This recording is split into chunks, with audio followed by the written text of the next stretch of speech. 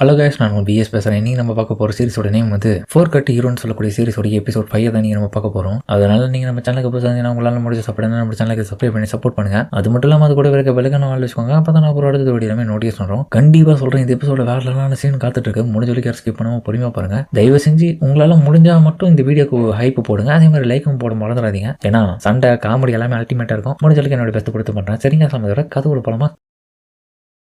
அப்புறம் மொத்தம் நம்ம ஹீரோ அந்த டீமன்லோட ஆர்மியில இருந்த பிக் 4ல ஒவ்வொருத்தரும் எப்படி தோக்கடிச்சான்ற விஷயத்த வந்து இப்ப லைனா காமிச்சிட்டு இருக்கிறதுல பேங்க போய் போல தோத்துட்டான். அடுத்தது நம்ம தலைவிதான் ஜின்னா, இவ எப்படி தோத்தான்ற விஷயத்த காமிக்கிறாங்க. அப்ப டீமன்லோட ஒரு பொம்மையை வச்சு ஹீரோடைய பொம்மையை வச்சு ஒரு ஸ்டோரியை உருவாக்கிட்டு இருக்கான் ஹீரோ. நீ எதுக்காக ஒரு ஹீரோவா இருக்க தெரியுமா? கெட்டவங்களை அழிக்கிறோட இருந்தாலும் உன்னுடைய லட்சியம் இந்த உலகத்துக்கு அமைதியை கொண்டு வரணுன்றது மட்டும்தான்றது எனக்கு நல்லாவே தெரியுது. நானும் அதுக்காக தான் போராடிட்டு இருக்கேன். எனக்கும் கெட்ட மனிதர்களை சுத்தமா பிடிக்காது. டார்க் லார்ட், நீ சொல்றது சரிதான். ஆனாலும் உன்னுடைய டைட்டில் ரொம்ப பிரச்சனை இருக்கு. நீ ஒரு டீமன் லார்டா இருக்கிறதுனால அது எனக்கு பிடிக்கல. ஏன்னா நீ ஒரு கெட்டவன் தான். என்ன பொறுத்த வரைக்கும் உன்னுடைய கொள்கைகள் என்ன மாதிரி ஒரே மாதிரி இருந்தாலும் அது சரிப்பட்டு வராது. ஆனா கொஞ்சம் யோசிச்சு பாரு, தயவு செஞ்சு என்ன கொண்டுடாத. நம்ம ரெண்டு பேரும் ஒன்னா என்ன சொன்னா இந்த இடத்துல பெரிய புரட்சியை பண்ணலாம். நம்ம இந்த உலகத்துக்கு ஒரு அமைதியை கொண்டு வரலாம். பேசாம நம்ம ரெண்டு பேரும் ஏன் ஒன்னா சேர்ந்து ஃபைட் பண்ணக்கூடாது? இல்லைன்னா நம்ம ரெண்டு பேருக்குள்ள சண்டை போட்டு நீ யாரு பெரிய ஆளுன்றதை ஃபர்ஸ்ட் பாத்துருவோம் அப்படின்னு பார்த்தா அவன் சைக்கோ மாதிரி விளையாடிட்டு இருக்கா. ஹீரோ ஒன்று பக்கம் இதெல்லாம் ரூம் வந்துட்டு பாத்துட்டு இருக்கா. என்னடி லூச மாதிரி பண்ணிட்டு இருக்கானு. ஏய், இங்க கை வைக்காத அங்க கை வைக்காத சிலிம் சிவாஜி பண்ணிட்டு இருக்க. ஹீரோ டக்குன்னு வந்து பார்த்த உடனே அவ பார்த்துட்டு சாக்காயிடுவா. டே, நீ எப்படா வந்த? என்ன மன்னிச்சிரு நீ தானே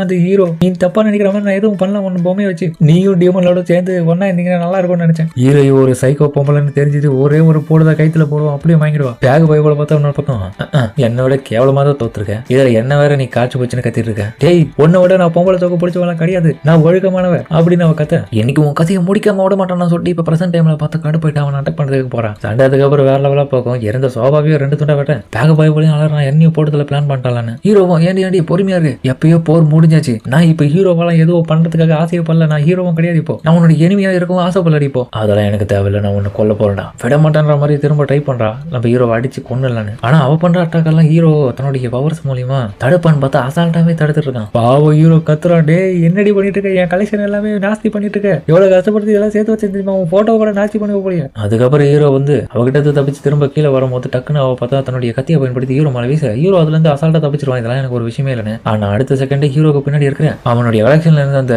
பிரின்சஸா இருந்த அவளுடைய மேல அந்த கத்தி போய் விழும்போது அவளை வந்து ஹீரோ கிட்ட, என்னுடைய ஹீரோ, என்ன காப்பாத்த வரமாட்டீங்களா நீங்க?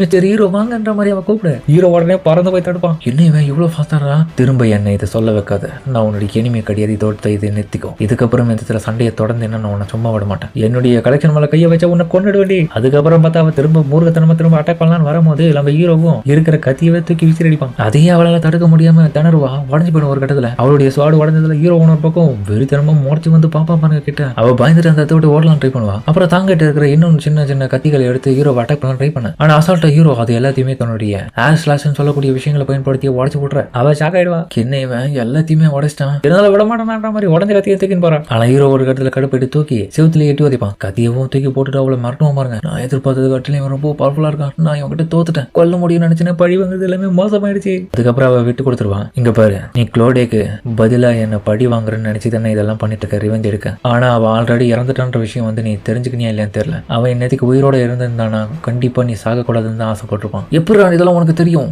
நீ அவரை பத்தி பேச தகுதி இல்லாதவன். இங்க பாரு, முட்டாள்தனமான இந்த கேவலமான டிக்கெல்லாம் என்ன பயன்படுத்தி கொள்ள முடியும்னு நினைக்கிறியா? அவன் எவ்வளவு நல்லவன் தெரியுமா? உன்னுடைய டீம் நல்லவன் தான், கெட்டவெல்லாம் கிடையாது. அவன் சாகும் போது கூட பெருசா எதுவும் என்ன கொல்லணும்ன்ற ஒரு நோக்கத்துக்காக அவன் சாகல. அதுவும் இல்லாம நானும் க்ளோடேவும் சேர்ந்து ஒரு டூயல் போட்டா கண்டிப்பா அது ரொம்பவும் நேர்மையாகவும் அது ரொம்ப நேரத்துக்கு நல்லாவும் இருந்துச்சு. ஆனா நீ இந்த மாதிரி என்ன கேவலமான ட்ரிக்கை பயன்படுத்தி அட்டாக் பண்ணுவேன்னு எதிர்பார்க்கல. பழிவாங்க. ஆனா அதுக்கு நேரடியா வந்து இந்த மாதிரி பண்ணணும். அவன் கூட நடந்த அந்த பேட்டில் நீ இன்னும் நேரடியா பார்த்துருந்தா தெரியல. இந்த மாதிரிலாம் நீ பண்ணிருக்கவே மாட்டேன். அவன் தன்னுடைய ஃபுல் பொட்டன்டியலை கொடுத்தான். நானும் என்னுடைய சக்திகளை பயன்படுத்தி சண்டை போட்டோம். டீமன்லோட அந்த வார்ல அவன் தான் முடிவுக்கு கொண்டு வரணும்னு ஆசைப்பட்டதுனால நானும் அவனை ஈஸியா கொண்டுட்டேன். ஆனா அதே கதையை நீ சொல்லிட்டு இந்த இடத்துல வந்து என் கூட சண்டை போட்டுட்டு இருக்க. அவன் எப்பவோ செத்துட்டான். ஆனாலும் அவன் அதை பத்தி யோசிச்சு இன்னத்துக்கு ஃபீல் பண்ணிட்டு இருக்க மாட்டான். அடுத்த கட்டமா அவன் நகர்ந்து போயிட்டு இருப்பான். ஆனா நீங்க நடனா அவனுக்காக பழி வாங்குறேன்னு சொல்லிட்டு இவ்வளவு தூரம் வந்திருக்கேன். உன்ன மாதிரி நான் முட்டாள நான் இது வரைக்கும் பார்த்தது இல்ல. சாப தேடி நீயே வந்திருக்கேன். உன்னை கொல்லணும்னு எனக்கு ஆசையே கிடையாது. நீ முட்டாள்தனமா எதுவும் பண்ணிடாத. அந்த ஒரு இரவோடைய அந்த டீமன்லோடைய கேசலோடைய கதை முடிஞ்சு போச்சு. இதுக்கப்புறம் உங்களுக்குன்னு இருக்கிற வாழ்க்கையை நோக்கி போங்க. போர் எல்லாம் எப்பயும் முடிஞ்சாச்சு. தேவையில்லாம இந்த இடத்துல யாரும் சாக வேணாம். போர்ல ஆல்ரெடி நிறைய பேர் இறந்துட்டாங்க. அதனால இறந்தவங்க போதும். இன்னொரு பக்கம் இவளுக்கு